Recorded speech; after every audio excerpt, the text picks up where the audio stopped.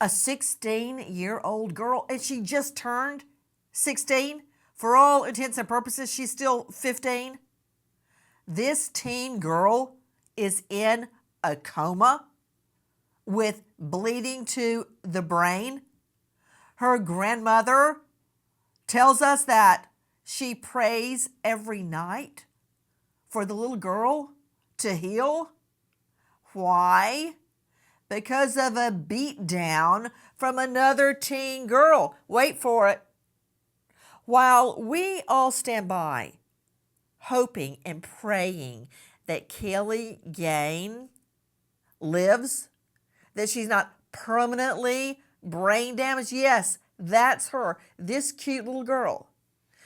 Will she be permanently brain damaged? Because it looks like she will be at the hands of another teen who apparently is going to get the max of around 18 months in juvenile hall. Yes, you know what that is? It's you in a dormitory style setting where you have touchy-feely therapy sessions every day. You go to school, you learn a trade, while this girl may be permanently brain damaged if she lives. Hello, wake up, St. Louis. This girl, the perp, must be prosecuted as an adult. And catch this, the beatdown occurred just a couple of blocks away from the high school. And guess what the school says? We want to extend our thoughts and prayers to all involved. What? To all involved? What about the little, could you put that picture back up, please? What about little Kaylee Gain lying there? She looks dead as all of the attackers and bystanders run and scatter. They leave her there? I'm not leaving it there. Look at the statement from Hazelwood East High. It's a tragedy anytime children are hurt. Bullying and fighting in the community is an issue for which we all need to take ownership. What does that mean, ownership? And work toward resolution. What does that mean? Put her rear end behind bars for a good 20. That's what I call resolution for the sake of our children. The Hazelwood School District offers our sincerest condolences to everyone involved. They don't even mention Kaylee Gain? Are they extending empathy toward the attackers? Because that's what it sounds like to me. I'm Nancy Grace. This is Crime Stories. Thank you for being with us here at Crime Stories and on Sirius XM 111. I want to warn you, we're about to play the video of what happened, and it is very, very disturbing. And if you think you're going to get upset, look away for about 30 seconds. If you could play, New York, the full video. And catch this, while the little girl is being beaten into a coma, some a-hole, technical legal term, videos the whole thing. They don't bother to call 911 or help Kaylee. They video the whole thing. It's all like entertainment for them. Okay, let's roll it. Video of Kaylee Gain being beaten. Look at this. Oh.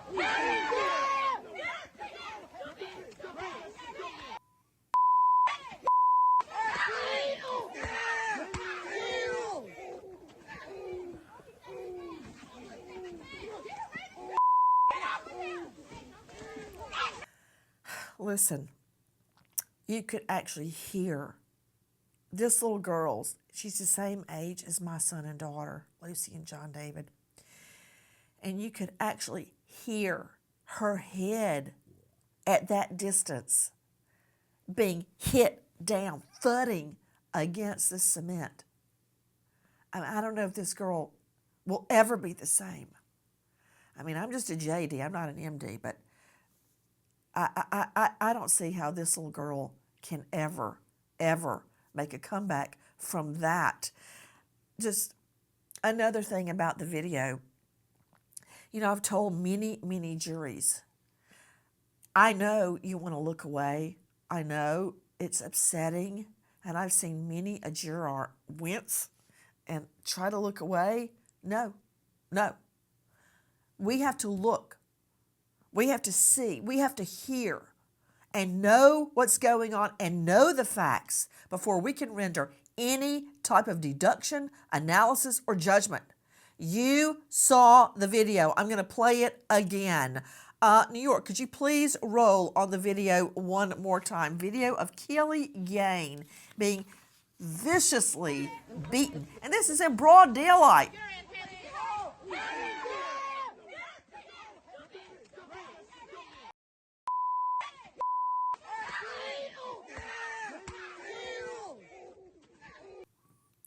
You think this girl, Maurnice DeClue, should be treated as a juvenile? Okay, fine. You take her home and have her in your home around your children, because there is no way in HELL that I would let her get near John David and Lucy. Did you see her go back to the victim lying there? And remember, at this moment, the brain is bleeding. The little girl is going into a coma. Did you see Maurnice DeClue, the attacker, go back to the victim, and she looked like a prize fighter? She was, jabbing and punching in the air. Really, like she's about to go back into the ring with the WWE.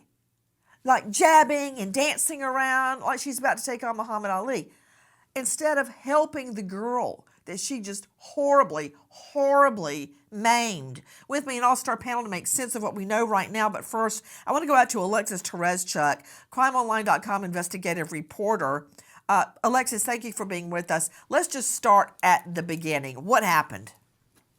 So this was a school day, right after school in the afternoon. These students leave their school. They walk not even 5 minutes away and get into a fight, but on a public street.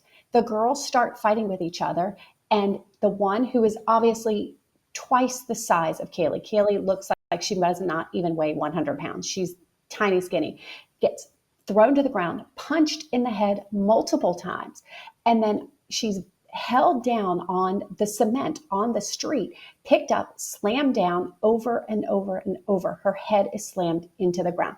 There's a whole brawl going on. There's a melee. The girl that slammed Kaylee then gets up and starts screaming at other people, don't hit him, and trying to protect a boy that's there.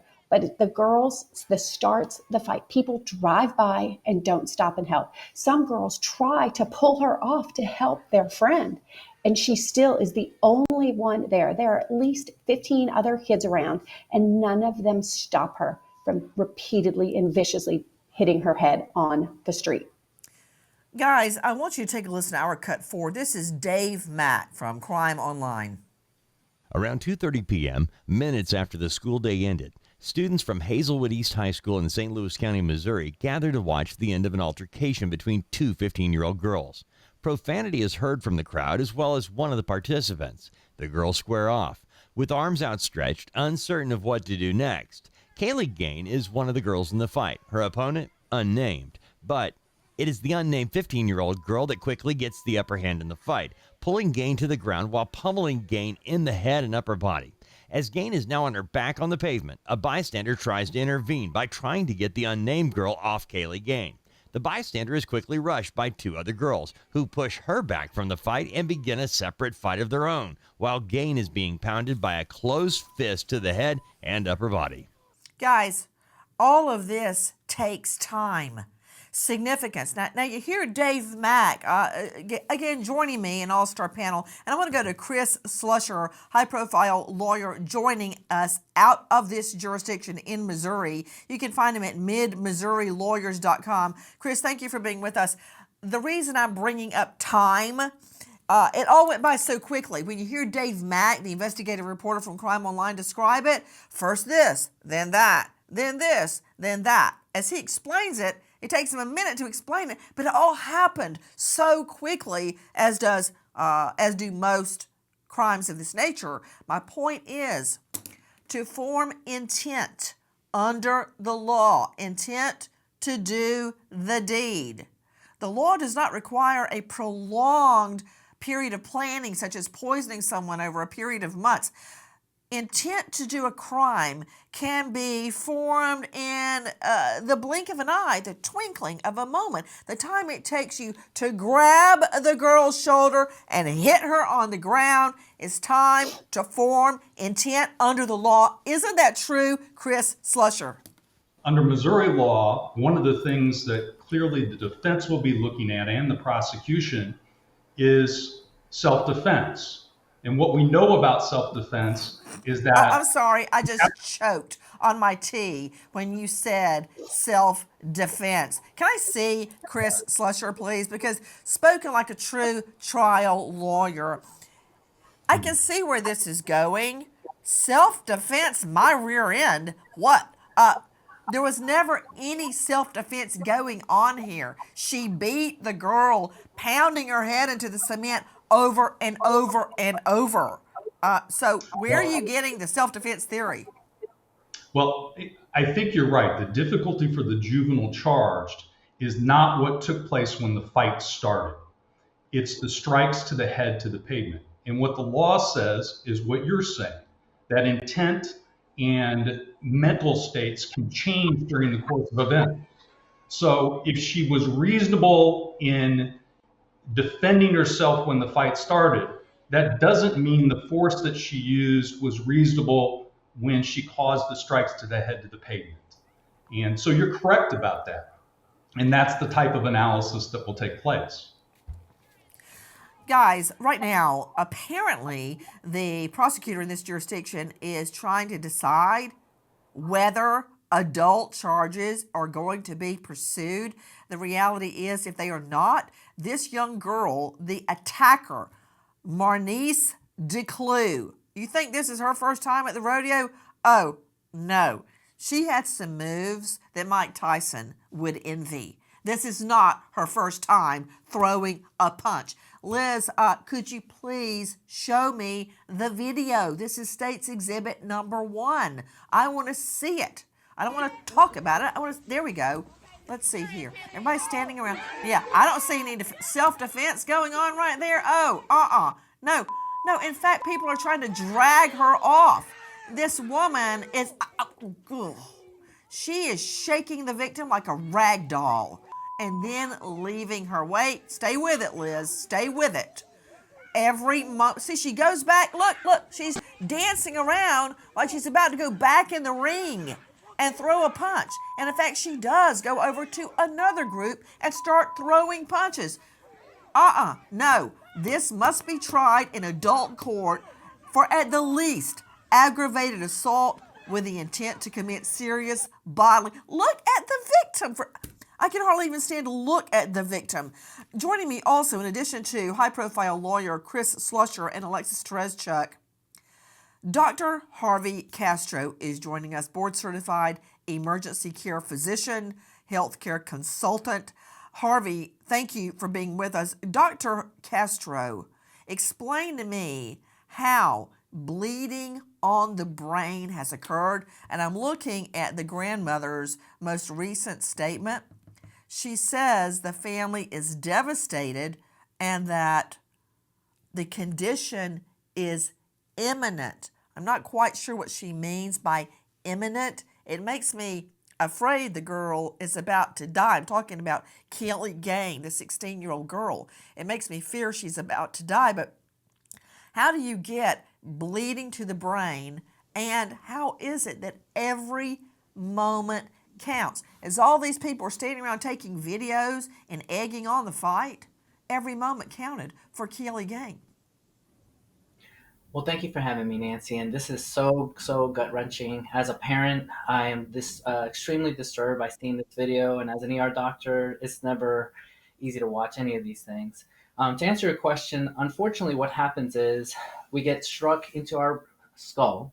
And in this particular case, when she got struck, the injury to the skull actually broke the skull, basically a fracture. And then there's Okay, wait. Okay, so you're saying when her head was beaten down on the cement, not just once, but multiple times, even though one blow could have done it. I mean, I heard the thud. You know, Dr. Castro, when you hear, say, a rattlesnake, right? You never forget the sound. When you hear, when somebody locks and loads a shotgun, you hear that sound. You never forget it. That thud is something you never get over. A human head being slammed down on cement, and you can actually hear kind of a dull, wet sounding thud. Jackie, is that how you would? There's no other way to describe it. It's sickening. It's sickening, and you know instinctively there's no coming back from that. So you're saying that hit, and it looks like she's being hit on the back of the head. You pointed to the front of the head when you were describing it, but you're saying on the back of the head that would have fractured the skull. But how does that cause bleeding to the brain, and why is bleeding to the brain deadly? Yeah. So there's two things going on. Number one, she was hit in the front, and there's this scientific phenomenon called coup, counter coup, and all that means is you get hit in the front, but the brain actually goes back and forth and gets hit in the back. In this particular case, she was getting hit front and back, so it was getting multiple hits simultaneously. Okay, hold on just a sec. I want Dr. Harvey Castro to explain more slowly what coup contra coup means. I first encountered it in shaken baby syndrome, where the child is shaken like that, and the brain literally is bouncing back and forth like a ping pong ball from the back of the head to the front of the head, and the baby's shaking like that. I hadn't thought about coup contra coup, Dr. Castro. You're right, because her head is being slammed down, and it looks like she's being yanked by, is it her shoulders or her hair? I think her shoulders, then yanked back up, then slammed down again. It's a miracle she's even still alive. But you're saying the coup contra coup, the brain will hit the back, then the front, then the back, then the front. Okay, let's go from there. And so think of it this way. We have arteries and vessels all over our brain. And so every time we're being hit back and forth, think of it as shearing of those arteries and vessels and blood. And to answer What your is second shearing? part, just think of it as two parts rubbing on each other, causing a little cut, micro cuts on the brain. And then imagine all that swelling that's going on, putting pressure on the brain, literally killing the nerves of the brain. And then that blood is also irritating the brain to the point where it's killing those cells. And so within seconds, we're causing damage to this child. Well, I guess I had it backwards, because I thought, yes, everything that you just said, but the brain is damaged, like a bruise, when you can kind of feel it rise up. The brain starts to swell when it encounters it's very delicate, any type of hit or trauma. Anything will make the brain start swelling up. And the brain swells, and it starts touching the skull, and there's nowhere for it to go, and that causes the brain injury. Now, is that correct? Yeah, what you said is perfectly correct. I'm just going down to the microscopic level, but what you said is another mechanism of damage to the brain. Now you're mentioning the pressure. So you're right, our skull, there's not much space left between our brain and our skull. And so any kind of swelling, any blood, anything that adds volume into our brain, to our skull, will cause more irritation. And because of that, we are hurting our brain. And depending where the damage is of our brain, we will see different functions. In this particular case, we saw damage to the frontal lobe, and that basically creates this personality and our memory and different ways of interacting. So that immediately, that part, when if she, God forbid, anything bad happens, but let's say she comes back, she's going to have permanent issues with her frontal emotional state and just having conversations with people. Can I tell you something, Dr. Harvey Castro? Guys, you can find Dr. Harvey at harveycastromd.info. Dr. Harvey, I had a young male relative get hit by a woman in a van with 3 screaming kids in the back. He was on his bike. He goes up in the air, hits her hood, then falls on the sidewalk right there. He was airlifted to Scottish Rite. Long story short, at the original hospital, they thanked the Lord for a brain surgeon that was there. Immediately put a shunt, a hole in his head was sawed. A shunt, which is like a tube, was immediately stuck in the top of his head to relieve that swelling pressure so the brain wouldn't be hurt. And that had to be done immediately. Do you know it took him months to be able to learn to walk and spell and speak again? He couldn't even color with a crayon. I remember he picked the crayon up like this and colored the first time he could color. He didn't remember anything. And I'm just trying to figure out how the good part of that is he completed college with a double major in IT and chemistry, I think it was, and now has a happy life with a family, the works. But this little girl didn't get that treatment, Dr. Castro. She didn't get that treatment at all. Karen Stark, joining me, renowned psychologist, joining us out of the Manhattan jurisdiction, TV, radio trauma expert at KarenStark.com. And in case you try to reach her, it's Karen with a C, KarenStark.com. Karen, I want you to look at the monitor, and I know how you feel about violence, but force yourself to look at the video again, because it's not just this girl, Maurnice DeClue. And again, I'm telling you, this ain't her first time in the ring. She's throwing punches No like way. a pro. No way. Uh-uh. You can But see that, look Nancy. at her behavior. New York, could you play this again? I don't need to hear. There you go. Look at this, Karen. So look at that. She's down. But right there, see, everybody look. She won't stop. She's punching Kelly. Oh gosh. And everybody's just like, there are guys standing around letting it happen. Then she races off and attacks another group.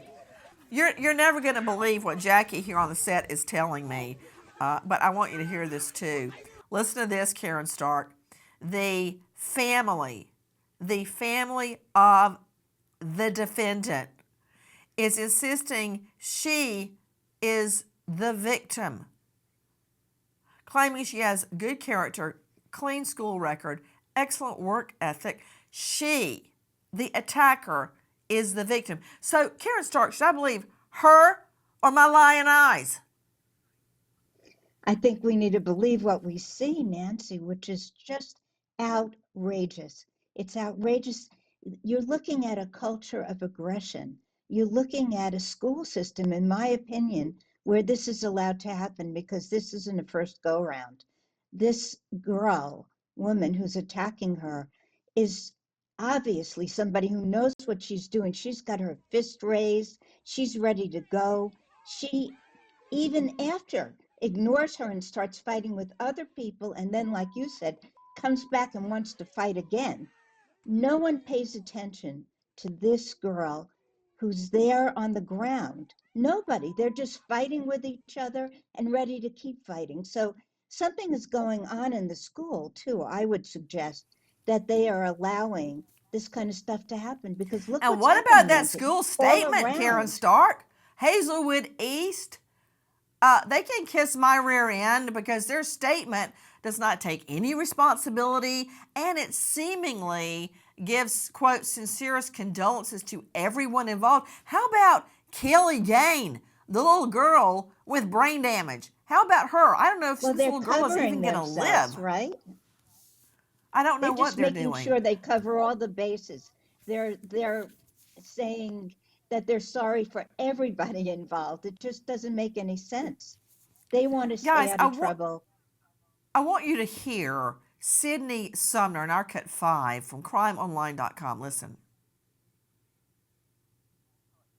Kaylee Gain is on her back being hit in the head when the unnamed female she is fighting puts her weight on the smaller Gain and proceeds to pull Kaylee Gain's head about 2 feet above the concrete, then slams Gain's head into the cement. The first hit renders Kaylee Gain unable to defend herself as her assailant quickly pulls her back up off the concrete, lifts her head up further than the first time, and smashes the head of Kaylee Gain back into the cement again. The sound of the back of her head hitting concrete is such a sickening thud, observers realize something terrible has happened. The unnamed attacker, as well as those who have observed the beating, move on to other fights taking place, while Kaylee Gain is left alone, unconscious on the pavement. As EMTs arrive, Gain is convulsing. What is that, Dr. Harvey Castro? Why did Kaylee go into convulsions? What are convulsions exactly? Yeah, unfortunately, to your point, we talked about this, the irritation of the blood into the brain is causing the electricity that we have in our brain to start firing. And when it starts firing over and over, it's causing us to have these seizure type convulsions that they witness. And so that tells me two things. One, she was already bleeding. Two, she was, to your point again, she was having increased pressure in her brain to the point where it was squishing down on these neurons to create this discharge, to create this seizures-like activity. Joining me now, Barry Hutchinson Sr., former law enforcement officer, owner of Barry and Associates Investigative Services in Kansas City. Barry, thank you for being with us. I'm sure that both you and Chris Slusher are very familiar with this area. Barry Hutchinson, what in the hay are they saying? They don't know if they should charge this girl. That is not a girl. When I think of a girl, I think of a 9, 10-year-old girl. This is a full-on woman. And she's violent, vicious, and aggressive. What are they talking about? They don't know if they're charging her as an adult. Well, Nancy, first of all, I'm going to call it like I see it, and I don't care who it offends. This girl's a thug. And she's a for thug. her to, yes. Yeah, she's a thug. And if that alienates anybody from me saying that, tough. That's just the way it is. Anybody can watch that video and see exactly what kind of person this is attacking this young lady. And if I were still in law enforcement and was prosecuting this case myself, I would charge her with attempted murder. It wouldn't just be aggravated assault, because to me it goes beyond aggravated assault when she continually pounds this girl's head into the ground like a watermelon. Just beating it until it just busts open. And that's exactly what it sounds like. It sounds like somebody taking a melon and dropping it on the concrete. It's sickening. Barry Hutchinson, you took the words right out of my mouth. A, she's a thug. But B, I have a note here. Ag assault, no. Attempted murder, yes. Because an ag assault puts someone, the victim, in immediate fear of serious bodily injury. Immediate fear of serious bodily injury. For instance, if I pull a 38 on you, and I don't even pull the trigger, but if I put you in immediate fear of serious bodily injury under the law, that is an ag assault. Here, you've got a repeated beatdown. Each thud of her head is another charge in my mind. Yeah, look, Correct. Do you see that? Yeah, did you see that? That is not self-defense. This is a full-on aggravated assault. Chris Slusher joining me, high-profile Missouri attorney at midmissourilawyers.com. Chris, again, thank you to you and Barry for being with us. Chris, I want to talk to you about when juveniles get treated as adults. I want to tell you the first juvenile I tried for murder was 13. Was I happy about it? No, I'm not happy about it. But this was a guy that was 6'3". He he busted into a pawn shop, and he gunned down 3 people, leaving 1 dead and 1 forever on a catheter in a wheelchair. Okay? So what was I supposed to do? Give him 18 months in juvie jail and everybody kumbaya holding hands every afternoon at 4 o'clock? No. So I'm not happy a 13-year-old was tried for murder. Was it the right thing to do? Yes. Did it taste good going down? No, it didn't, but it was still justice. This is the way it works, and correct me if I'm wrong in that jurisdiction. In many jurisdictions, there are 7 deadly sins called DFAs, designated felony attempts, assaults. The designated felonies are, for instance, murder, rape, armed robbery, trafficking drugs, arson, child molestation, and aggravated assault. You will get transferred to adult court for the 7 designated felonies. Now, normally there's a bind over hearing where the case is bound or transferred over from juvenile court to superior or adult court. Tell me, how does it work in your jurisdiction? How am I going to get Maurnice DeClue prosecuted as an adult? Well, it works in a similar way. The most likely charge, based on what I've observed under Missouri law, is probably assault first degree, which is attempting to kill or knowingly causing serious physical injury. And so what will happen is the juvenile office will make a charging decision, and assault first degree is one of... Wait. What? The juvenile office makes this decision? Uh-oh. We're all up the creek without a paddle. Because everybody knows in juvenile, you bring in psychologists, you all sit around, no offense, Karen Stark, you sit around and go, wow, why did this happen? Was the defendant in an unfortunate setting as a child? That may all be true, and I don't like it. But that does not help the victim. What, the juvenile court decides? The juvenile court decides the charge. And then we have a system, and if it's charged assault first, just as you've described, that then automatically requires what we call a certification hearing. And then the things that you just described that you don't care for about the juvenile process will take place. There'll be, background reports and those types of things. And then a judge will make a decision about whether the case will then be certified as an adult case and be transferred then to the prosecuting attorney's office in the adult court. So who makes that ultimate decision as to whether this girl, Maurnice DeClue, is going to be treated as an adult? Who's making that decision? A judge in the juvenile court, which isn't always the most friendly defense venue for us.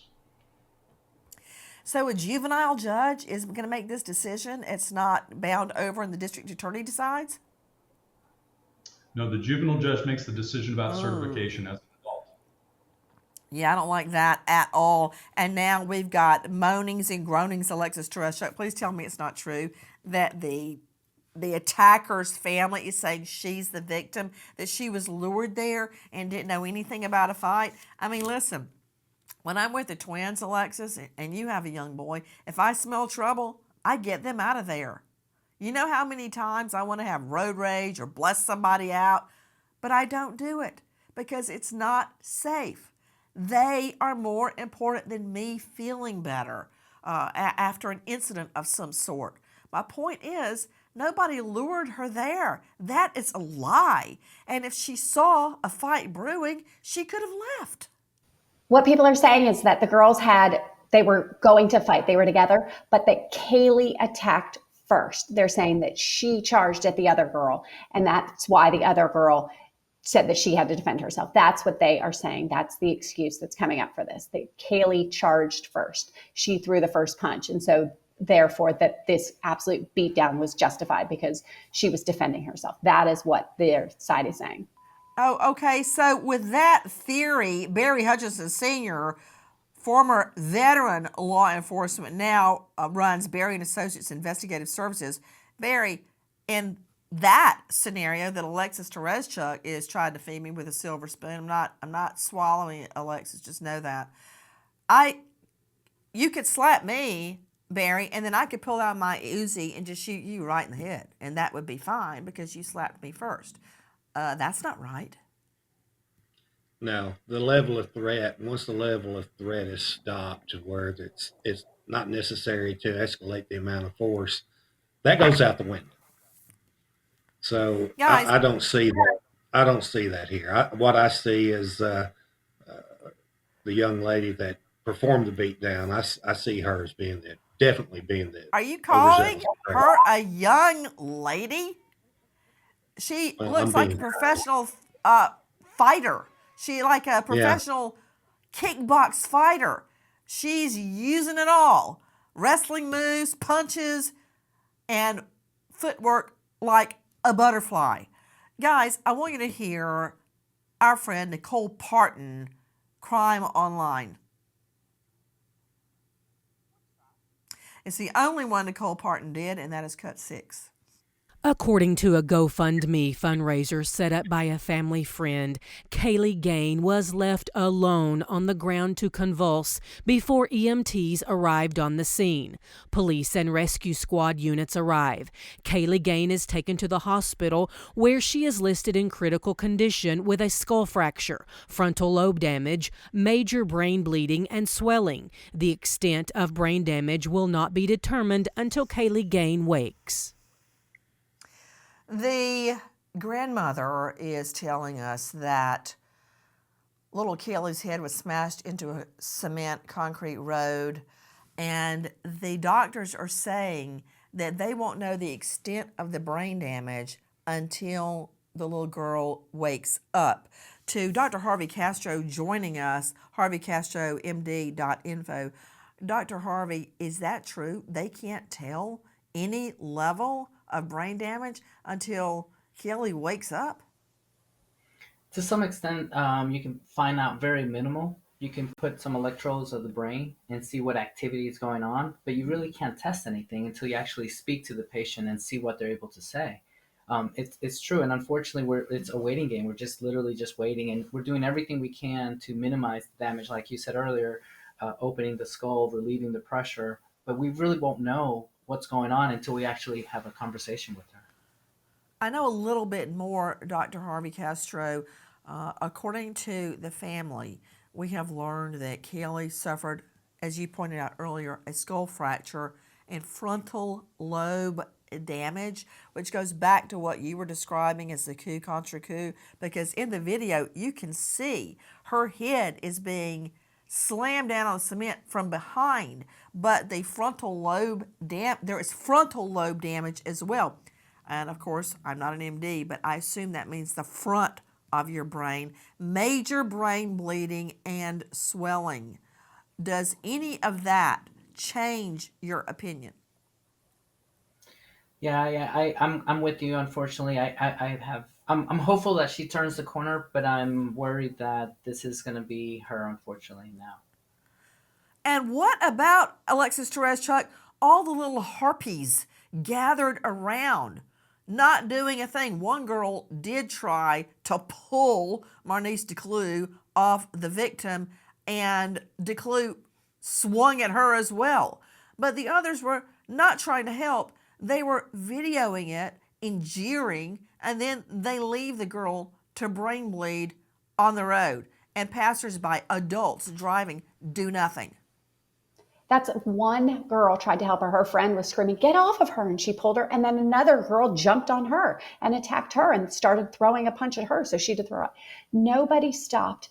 Nobody tried to help this at all. Once the vicious beating, once she started pounding her on the ground, even one, two, multiple times, nobody stepped in. And then there were all these fights going on all around it. And then you could see the girl, Kaylee's lying on the ground. Her attacker gets up and goes and tries to defend a boy, saying, "Keep your hands off of him," and dragging someone else, and then just standing around. No one helps this girl. No one goes up to her. Even her friend that had tried to help, I don't know if it's her friend, even the other girl that tried to help her, doesn't go back and try to see what's going on at all. Nobody helped this little girl as she was lying on the ground. For everyone that wants this defendant, this attacker, to be treated as a juvenile and get out of juvie jail, as it's called, it's more like a dorm setting, in a few months, you take her home to your home and let her be around your children, because I don't want her. I wouldn't let her within 10 feet of either one of my twins. Oh, no. So think long and hard before you advocate this girl getting out. And again, I can guarantee you this is not her first time throwing a punch. Do you want your voice to be heard? Because I do. The district attorney is Gabriel Gore, Gore, at 314-622-4941. I've got a funny feeling this is going to go over Gore's head because I see no signs of Gore doing anything appropriate. The Attorney General is Andrew Bailey, 573-751-3321. Or if you don't want your number associated with the call, you can write consumer.help@ago.mo.gov. We've been assured a hearing will occur within a week to determine if this attacker, Maurnice DeClue, will be treated as an adult. Right now, all we can do is pray. Pray for this girl, Kaylee Gain. Tip line 866-371-TIPS, 866-371-8477. What, if anything, do you know about the suspect's movements before, during, and after? Did she brag? Did she go on social media and brag? Did she talk about what happened? If so, what did she say? What did she do with her bloody clothes?